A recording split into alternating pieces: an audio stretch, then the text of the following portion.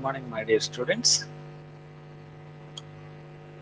Uh, Last class we have discussed the three-hinged circular arch example problem, how to solve for the support reactions and the internal forces like normal thrust, radial shear at a location, chosen location. Right. Today, in this session, we will see one more example of a different type of problem, which is of circular arch only, but it is a semicircular arch. As you see the diagram, the arch, what is selected is semicircular arch. This arch is semicircular. So earlier problem we have solved an arch, circular arch, which means it is only a segmental arch, which means it is only part of circle. It is neither no, semicircle nor a quadrant of a circle. Okay, so it is only part of circle. The last session problem. Now in this session, let us see how a semicircular arch is being solved. Let us see first what is the problem. Then we will go for step-by-step solution procedure. So the question here is a three-hinged semicircular arch of radius r carries a UDL of W per meter run over its entire horizontal span. So you can see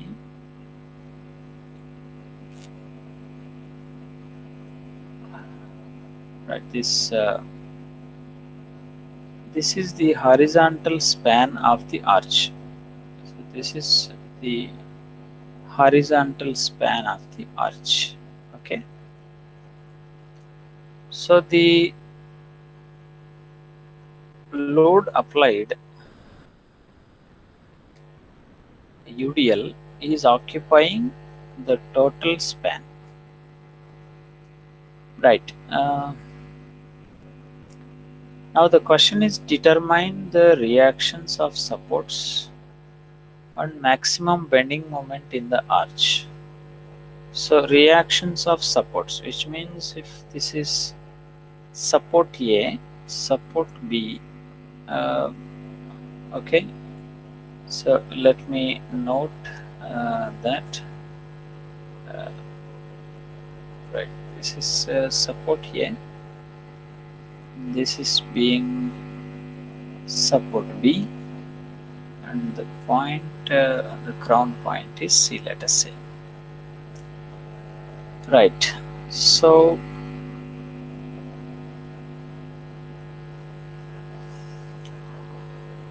briefly, there is a semicircular arch given. Semicircular being the arch. So this rise value, you can see that this rise value is r because it is a semicircle. So this becomes the radius. Similarly, the span becomes 2 times r. So this is r, this is r, and this is r. So this is the span. Okay, right. So that is a given data in the problem.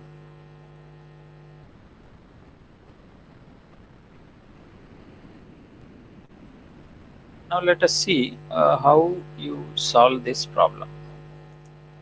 So it's your general procedure only. First, find out the external support reactions, then go for internal forces asked.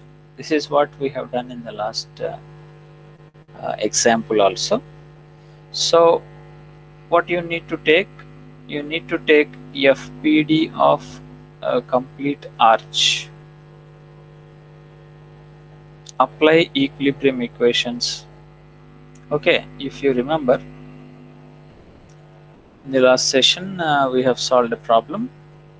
We have used the similar procedure.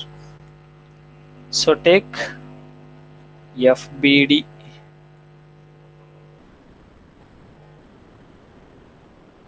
of the entire arch.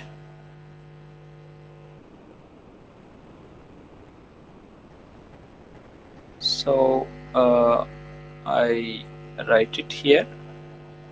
So FBD of ACB, right? ACB we take. So what I have used is sigma Fy0 first. Any equation you can use. First Fx0 or then Fy0 and then M0 likewise. So I have used sigma Fy0. Sum of all vertical forces is equal to 0 in this entire arch. So when you draw free body diagram, we remove support A and we apply the two reactions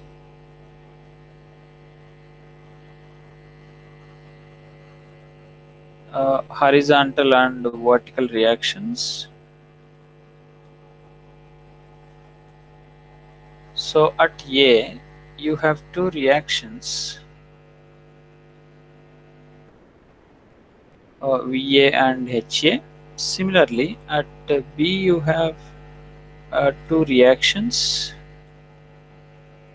so total four reactions at the supports. So now if you apply this equation sigma Fy0, let's see what happens.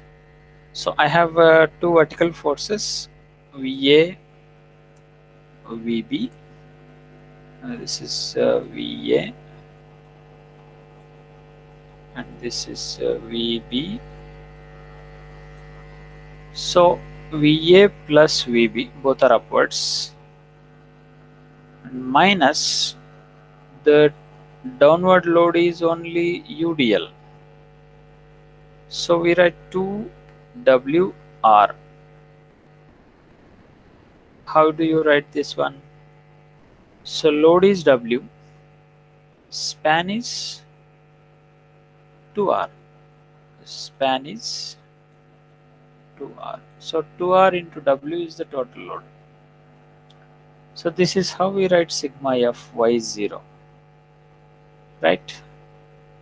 So either you may use another equilibrium equation, or you can use the symmetry where you can directly write VA is equal to VB, because if you see, the load is equally distributed on either side of the center of the arch. This is the center of the arch, where either side of the arch you have same load. Okay, so this is the crown point where hinge is present and the other two hinges. So from symmetry you can write VA is equal to VB.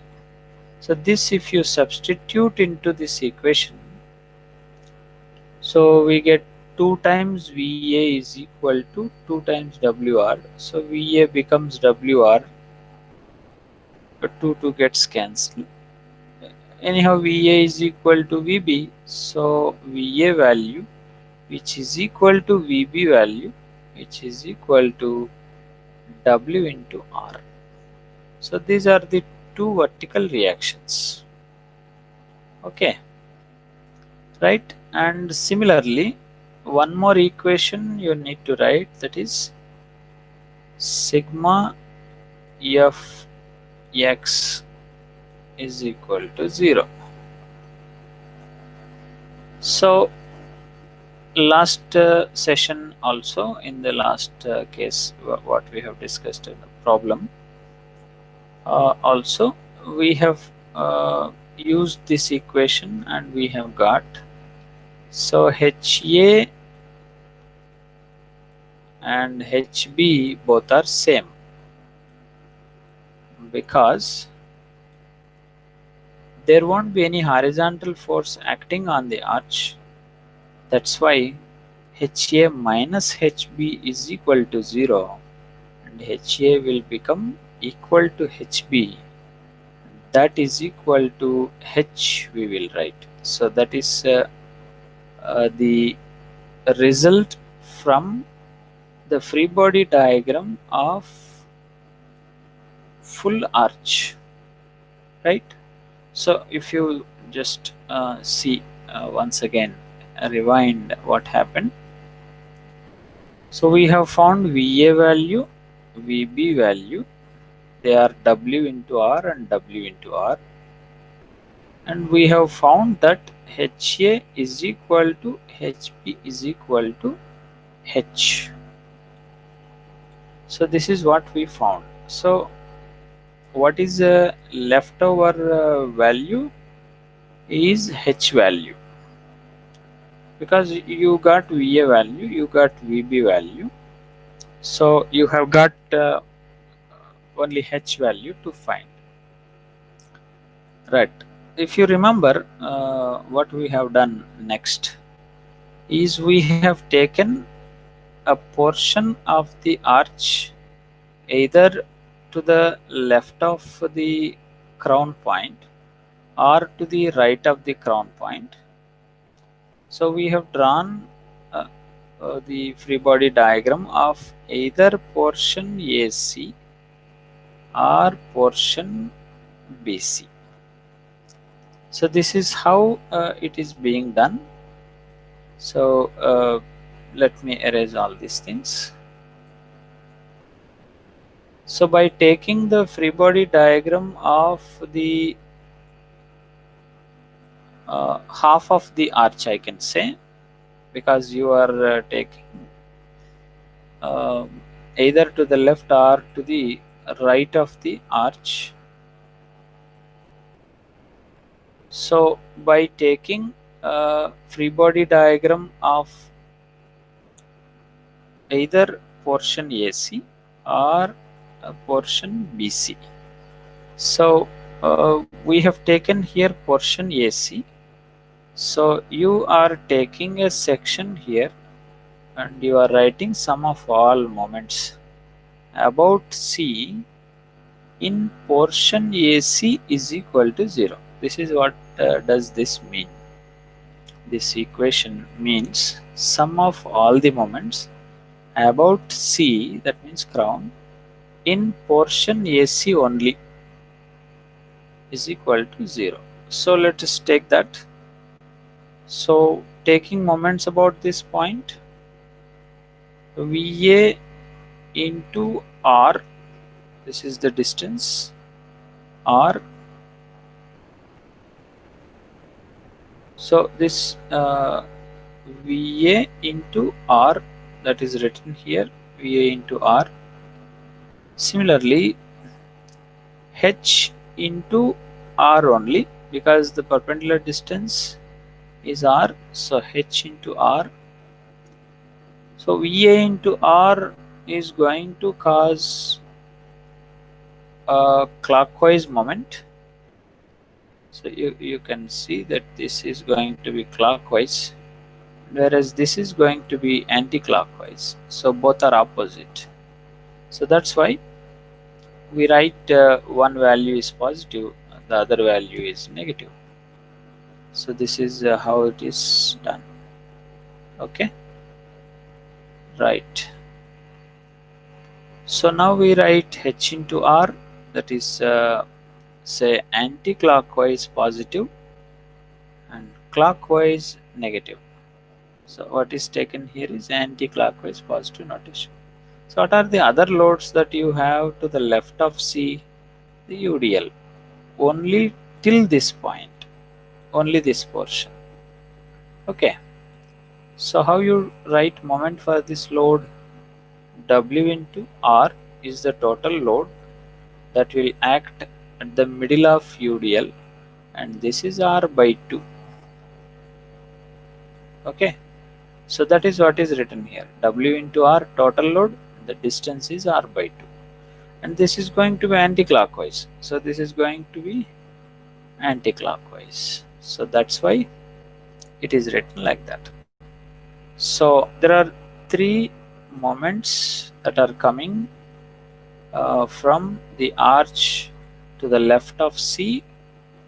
One is from vertical reaction and the other is from horizontal reaction. The other one is from UDL. Okay. So in this expression, what is written for MC? You know VA value, which is W into R. So we substitute for VA here. Then the only unknown is H. So that we will get as WR by 2. This is the H value.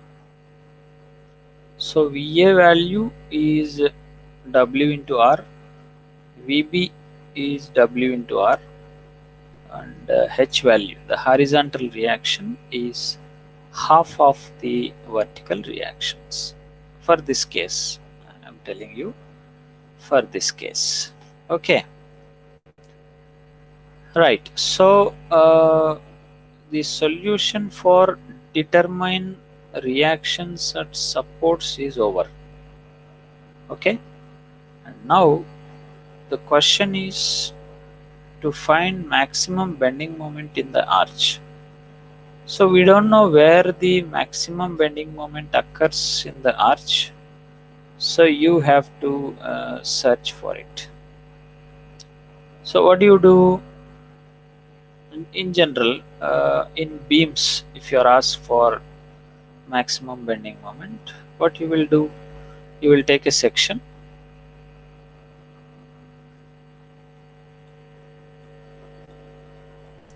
XX. We will write MX. Then now we will differentiate that MX by X. We will get X value that will tell you where the bending moment is maximum. So this is the procedure. The same we will follow even for the arch also. So MX equation. So now the section is at some selected location, that is D. So sum of all moments to the left of this section. So this is what I am calling distance X, and this point D at a vertical distance of Y from the line joining springing points. This is the springing point, this is another springing point. So writing moment, so VA into X, this is the VA, into this is the distance which is X, and H into Y, this is the H, perpendicular distance is Y, and the third load to the left of this section is UDL. So again writing moment from UDL, so that is W into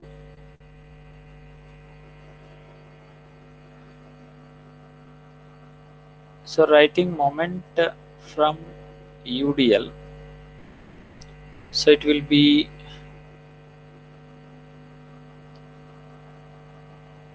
W, this load value is W, so W into this distance is X, So W into X is the total load, and that will act at the midpoint of X, that means X by 2, this distance is X by 2.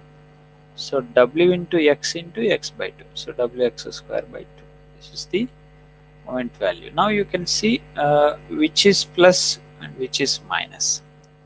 So a sign convention to follow, same as usual to the notation that you followed for the beams. So left clockwise positive, so this moment from VA is clockwise positive, so left anti-clockwise will become negative. So these moment from H, moment from load UDL, both are anti-clockwise, so they are negative. Okay, so this is how you need to employ the sign convention also. Okay, right.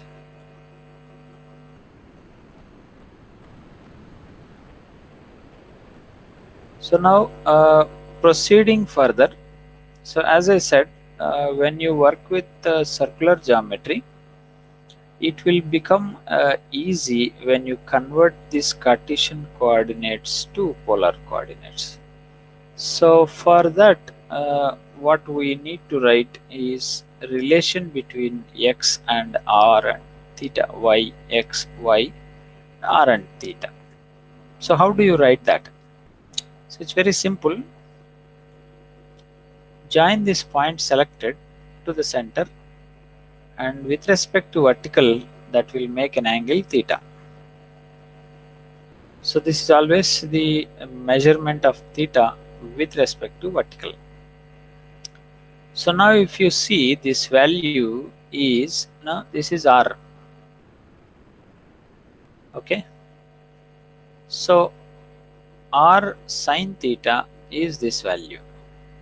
So you want x value, total is r from let me erase this one. So let's see. Right, so this is r. Okay, so let me erase all these so that you get confused. Right, so this is r and this is r sine theta. So you want x, so r minus r sine theta will become x. Similarly, you want y value, so this value is r cos theta, adjacent component, and the total height is r. Okay, and you don't need to do anything here, it is directly the vertical component of the r is equal to y. So this y is equal to this component, so r cos theta straight away. So this is how we relate x, r and theta, y, r and theta. Now you substitute back into this equation mx. So let's see what you get. Mx, you got this by substituting x value and y value simply. So what you need to do to find where maximum bending moment occurs. So if it is in Cartesian coordinates, we'll do dmx by dx. As this is in polar coordinates, we will go for with respect to theta. Okay, this is what we do. Right, so by doing dmx by d theta, so what you need to do is simply wr square by 2 multiplied by, as you are doing differentiation with respect to theta, and this is constant here, so this will be 0, and dmx by d theta of cos theta is minus sine theta, and you have already minus there, so it will be plus sine theta, then minus here, d by d theta of sine square theta is 2 times sine theta, and d by d theta of sine theta is cos theta. It's very simple, is equal to 0. dmx by d theta is equal to 0. So from this expression you take sine theta common, it will be 1 minus 2 cos theta is equal to 0. So you have two expressions on the left hand side and is equal to 0. So either this can be 0 or this can be 0. So even if sine theta is 0, the entire expression is equal to 0, satisfies. Or even 1 minus 2 cos theta 0 and the entire equation is 0 and satisfies. So what happens when sine theta is 0? Theta is equal to 0 degree, which means, what does it mean? Theta 0 means what? This line will match with this vertical line. Theta 0 means the vertical line, this line. So where bending moment is 0, so it is giving the minimum condition here. Right, what about maximum condition? The other one, 1 minus 2 cos theta is equal to 0. So cos theta will be 1 by 2. Theta is 60 degrees. So at theta is equal to 60 degrees, you have a maximum bending moment.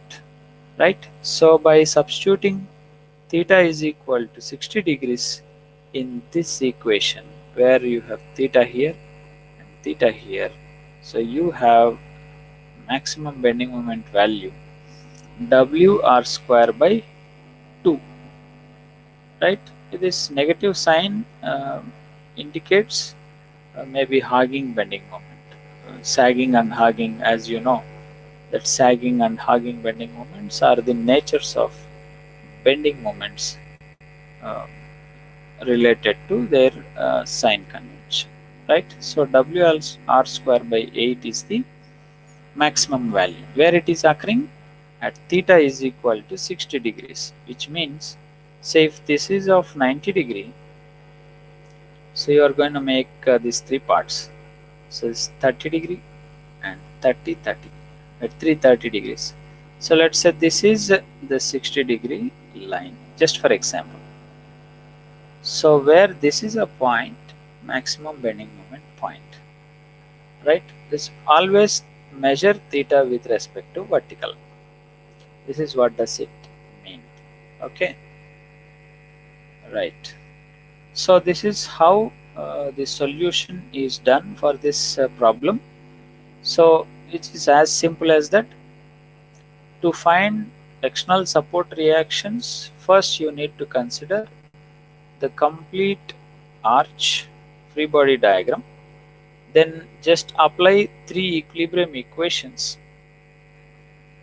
You will get VA value, VB value, and you will know that HA is equal to HB is equal to H. Then if you use another equation in the form of the hinge at the crown, then you will be able to find the H value.